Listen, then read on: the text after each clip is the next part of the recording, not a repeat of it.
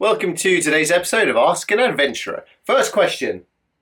What do your adventures need in order to be deemed publishable or of value to the public? Gosh. Value to the public, I have absolutely no idea. That's someone else's business. What they need to be deemed publishable is me to be willing to share them, because I think that people might deem them to be of value. So I guess it just comes down to my opinion of thinking, yeah, this is worth sharing. I suppose maybe a spin-off question for that would be about how I come up with ideas that feel of value. And there's two aspects there. There's just me wanting to do something because it sounds fun. That, in my book, is perfectly good enough reason for me to go do something, is fun, and stick it on the internet.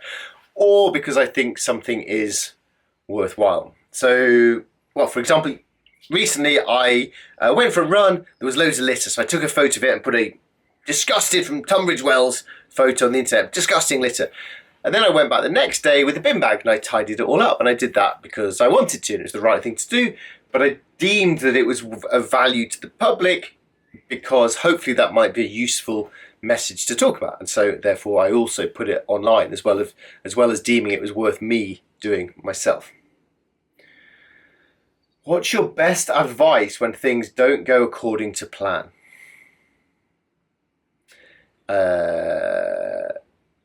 Smile. No, cry first, then smile, then laugh. Don't take yourself too seriously.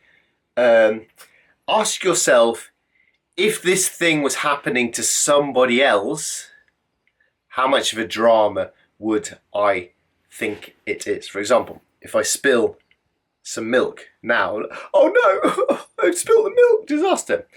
But if I ask myself, if my neighbour over there spilt their milk, how would I feel? And I'd probably say to them, don't cry over spilled milk. It's not a big deal. Something like that. So yeah, try and imagine someone else was doing it and see how you'd feel. And then start to ask yourself, what opportunities might come from this? You know, if everything went to plan, that doesn't mean you're amazing. It means your plans are a bit easy and maybe a bit wimpy. So what opportunities can come from this? What can I learn? How can I make something good come from this situation?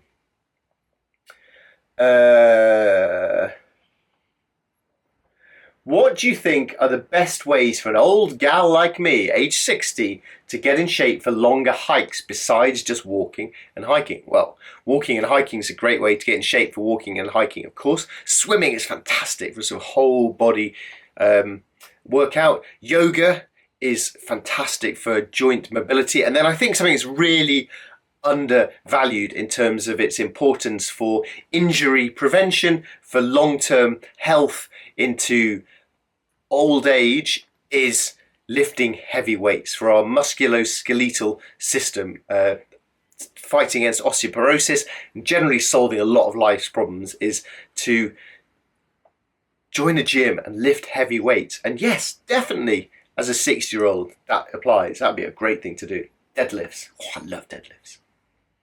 And interestingly, I say that because until I was maybe 30-ish, I literally had never been in a gym and I despised anyone who went to a gym. And now I love it. I find deadlifts, squats and pull-ups and kettlebells to be really enjoyable and rewarding. And one thing I really like about them is it's so measurable. You can really see how you're progressing in a way that you can't from just sort of going for a run in the countryside.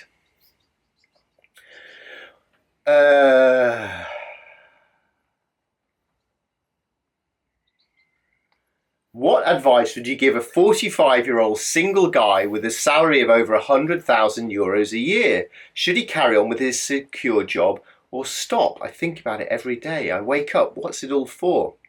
My main advice would be, if you need any help getting rid of some of those euros, then I'm your man. Okay, 100,000 euros is a lot of money. So, boring answer first, I would be sticking as much of that as I possibly could into your ISA allowance, to your pension allowance, to a global index fund on Vanguard. Oh, it's so boring. But Google, you're 45 and you're earning this cash. I hope maybe you know this and have been doing it for a while. But Google the power of compound interest. Stick as much of that as you possibly can in your pension. And And then I'd ask yourself, how much money do you need a year? Do you need £100,000 a year? Or could you work half time and get €50,000 a year and go off and have some adventures? I suspect the fact that you're emailing me saying that you're 45, should you carry on with a secure job, suggests to me that there's an answer you want me to give and there's an answer that you want inside yourself, but that you're a bit scared of. So instead of asking me that, why don't you ask the 85-year-old version of yourself, which is it's only 40 years away, so it's less than half of your life away. Ask the 85-year-old version of yourself what they think you should be doing with your life. And then go have the adventure. What is failure to you and how do you approach and deal with it? Failure. Oh. Well, I have all the sort of normal failures in life, like, well, just this week, I failed to win 2 book awards that I was nominated for. And I deal with them in the same way as everyone, I guess. Get annoyed. I failed at lots of things. I failed to go to the South Pole. I failed to be Amazon bestseller. I failed to win BAM Film Festival. Loads of failures, and I don't like it. It annoys me. But what I do that maybe is a good thing is I try and then move on to it. Don't dwell on it too much, and then move on to the next challenge. And really, the biggest failure is not all those things. It would be not even trying at all. And for the 85-year-old version of myself to look back and think, dude, why didn't you write a book and try and enter it into that competition? Why didn't you make a film and enter it into the film competition? Why didn't you do this? Why didn't you do this? So failure is just not having a go, I think. When do you find the time to catalogue your adventures? As I plan my adventure, I find myself anxious about when I will find the time to get ready, to prepare food and things beforehand, to prepare for the adventures. When I return, when will I find time to edit the video and stuff?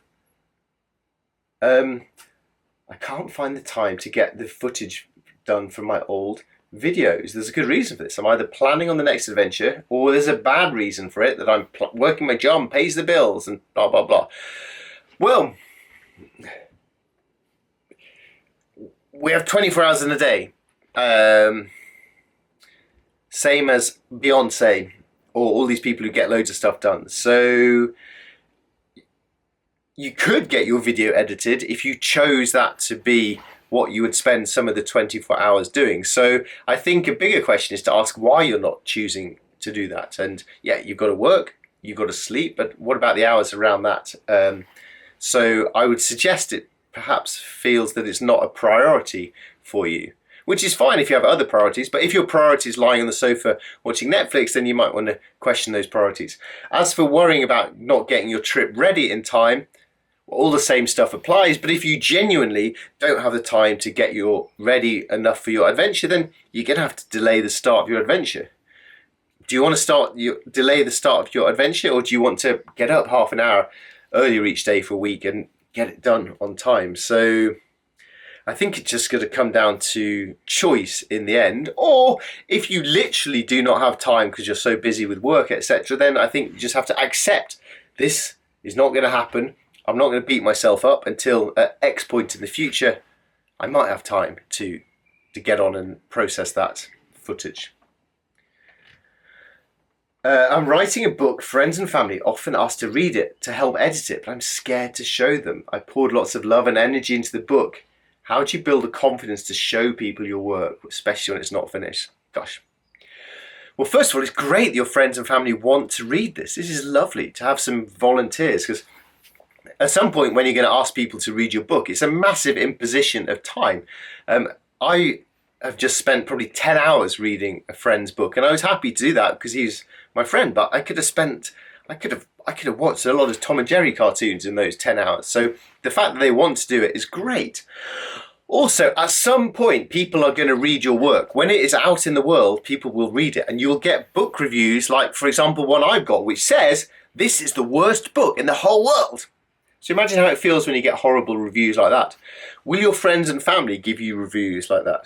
No, they won't. They will be kinder than anybody else ever will be about your book, and therefore they are your gateway into sharing it with the world. And they will be understanding that it's not finished. Don't beat yourself up about that. You can say to them, hey, look, here's my first draft. I need to work on X, Y, and Z, but what do you think for the general outline? And then their feedback will be really useful. But for you, this is a really helpful process of just detaching yourself a bit from the work, to feel you've tried your best, you've been as honest as you can, but you're probably not Shakespeare. It's probably not a work of genius. Even if it is, there'll be people who aren't very interested in it. Look at Shakespeare's books on Amazon. He gets slated, boring, rubbish. So it's not going to be perfect. So the sooner you can start to accept that on the gentle mattress soft landing of your friends, then great. Because once it's out into Amazon, you're going to get slaughtered.